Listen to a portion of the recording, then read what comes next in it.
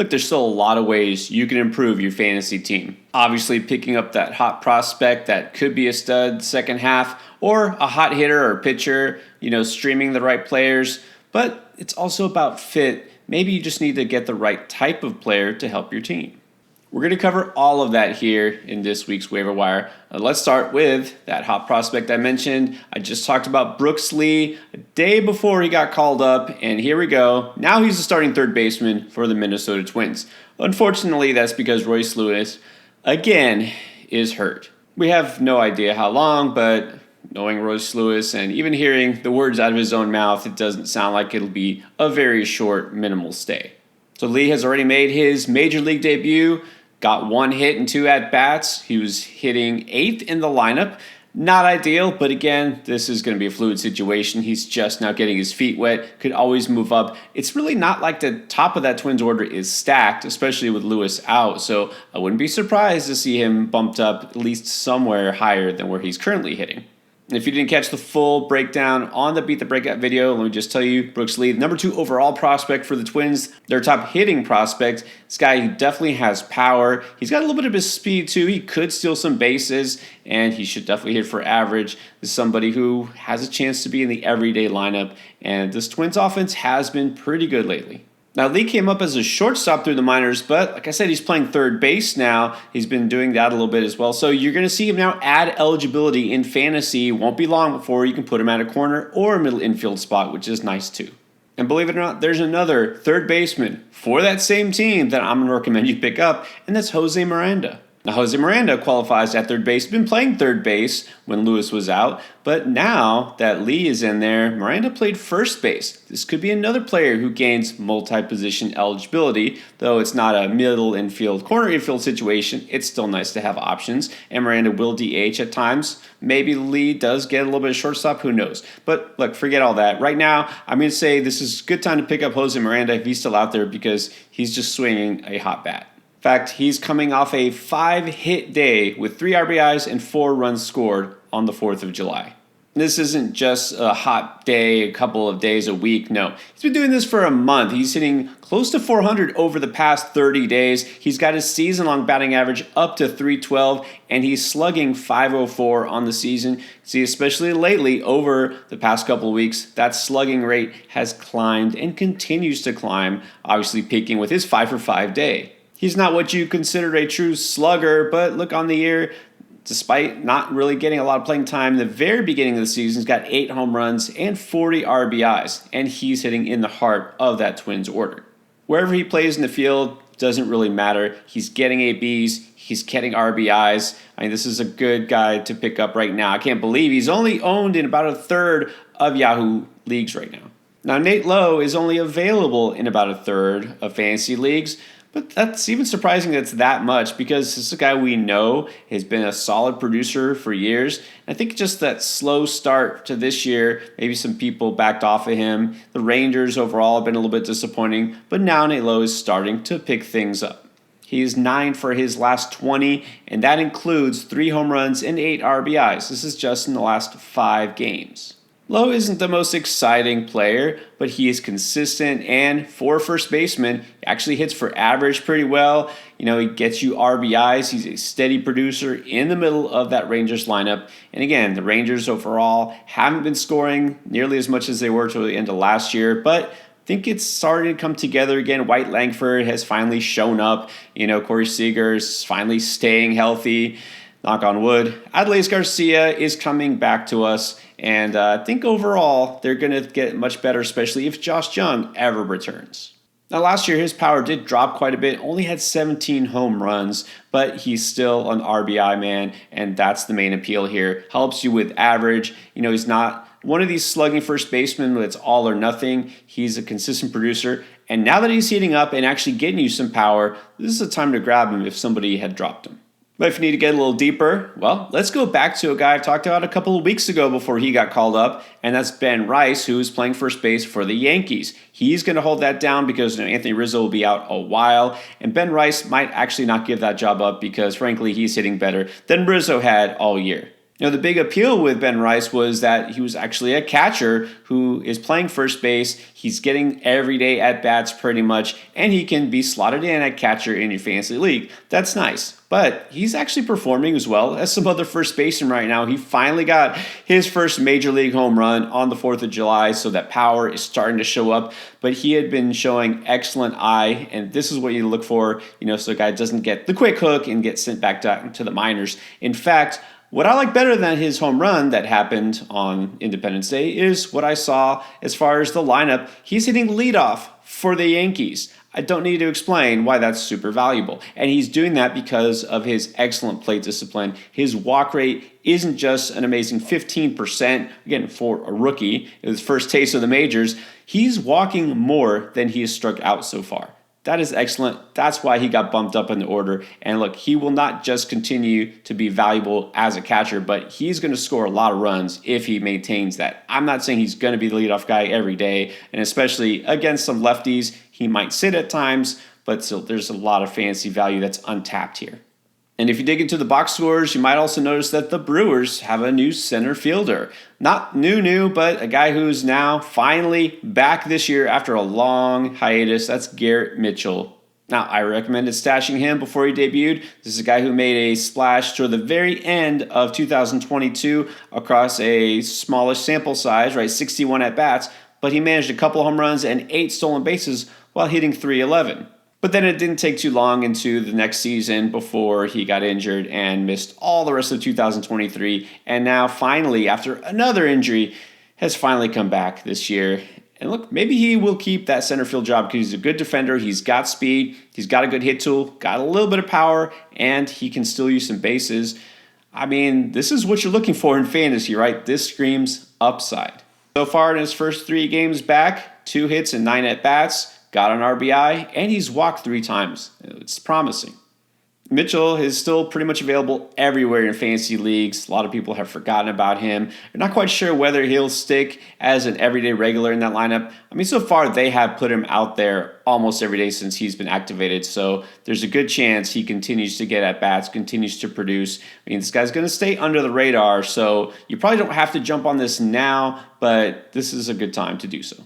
And a player who I feel has definitely been under the radar all year. People are just now starting to realize that Zach Neto of the Angels has been quietly, consistently producing. He just stole his 12th base of the season. Could be on pace for a 2020 season. The batting average is right now sitting at about 247. It's okay. It's not great. This is why he's still available in a lot of fantasy leagues, but he's getting you those counting stats. It would be nice if he got bumped up higher into the batting order there. Don't know if that's going to happen while he's only hitting about 247, but still, look, Neto is somebody who has been productive. He's out there every day. We'll see what the Angels do if they shake things up before the trade deadline, but either way, I feel like Neto is safe. He's going to be in that lineup, and again, he's getting you some power and some speed. But if you're just one of those deep leagues, you want to stash, you want somebody who is definitely going to be out there. How about a guy who's basically not owned anywhere except for the couple leagues where I picked up Xavier Edwards, who looks like he might be the everyday shortstop now for the Marlins. I can say that with confidence because they finally DFA'd Tim Anderson, who was pretty obviously just a stopgap, a very short-term rental. Didn't even make it to the trade deadline, so Tim Anderson is out.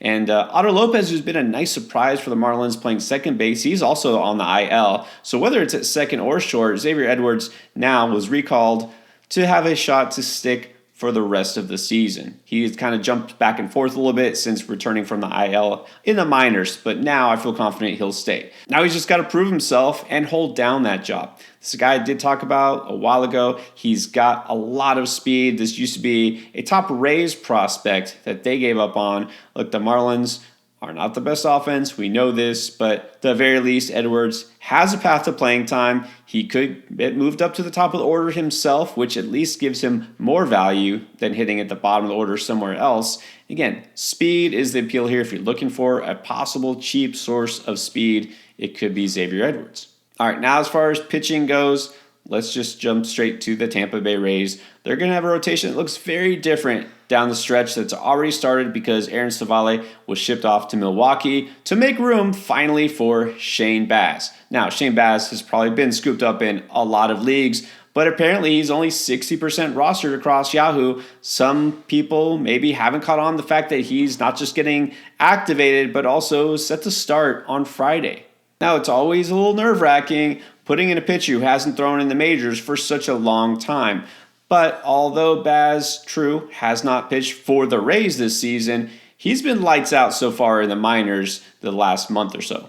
His last 5 starts for the Durham Bulls, he's posted a 1.57 ERA. He's got 35 strikeouts. I mean, Baz was looking like one of the top young pitchers potentially in the game a couple years ago before he had, of course, an elbow injury and has been out for such a long time. He's got a plus fastball and a plus slider. Only 40 major league innings on his resume. We really can take that with a big grain of salt because it was so long ago, but he's got the stuff. He's in what has been a good organization for pitching up until this year, oddly. But hey, Taj Bradley has finally broken out. Shane Baz is healthy, now has a shot at the rotation again.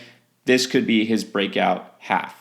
And also in Tampa, well, a guy already had his breakout in 2022 and also has missed significant time. But now it looks like Jeffrey Springs is on the verge of coming back. For those who forgot or just didn't know, back in 2022, Springs is a guy who'd bounced around for a couple of teams, not really been successful in any way. And then all of a sudden that year, posted a 2.46 ERA and a 1.07 whip with Tampa Bay. And then next year, his first 3 starts, he was even better. The only knock on him the year before was the strikeout rate wasn't great, and his strikeout rate jumped dramatically. He was lights out for 3 starts until Tommy John came knocking. It's really remarkable, and this is why I harp on it all the time about what Kyle Snyder and that Rays staff does with pitchers. I mean, just look at Springs, the difference between his pre-Tampa career and then what happened since he joined them back at the end of 2021. So now he is recovered, he's rehabbing, again, with not just Savale leaving Tampa Bay, but probably at least one other pitcher from that staff. I'm going to guess Zach Littell, maybe Zach Eflin too, will be on the move. These are veteran pitchers who Tampa doesn't need to hold on to because they're getting Baz, they're getting Springs back, Drew Rasmussen is next. So yeah, I feel confident that Springs is going to earn a spot back in that rotation very soon. Could be a guy who helps you a lot in the second half. Now let's also say welcome back to Christian Scott. You might remember he was up for a little bit with the Mets. He's their top pitching prospect and number 2 overall prospect. So in 6 starts early this season with the Mets, 4.32 ERA, 1.14 whip. Pretty solid. Couple of rough starts, a couple of really good starts. The strikeout rate wasn't amazing, 20%, but I like that it was only a 6% walk rate to go with it. But again, young pitcher, still feeling his way into the major leagues. He was looking really good and then got sent down. But look, he's already getting recalled. He's going to get a start here this coming week. And he's probably going to stick because, again, what are the Mets going to do here? Probably going to be sellers, I'm guessing. I know they've gotten better lately, but still, there's going to be somewhere for Scott in that rotation. And speaking of those Mets, they were just quieted in a big way by a guy who I think is just a must-add if he's out there in any way, shape, or form in any fantasy league. Jake Irvin, yeah, it's time to buy in. He just threw 8 scoreless innings, only allowed 1 hit versus the Mets on the 4th of July. This is not an overreaction to one start because this is just the continuation of a trend. In fact, let's just say he's having a breakout season. I think it's okay to say that at this point. He's now gone 9 starts and only allowed more than 2 earned runs once over those last 9 starts. He had an amazing June.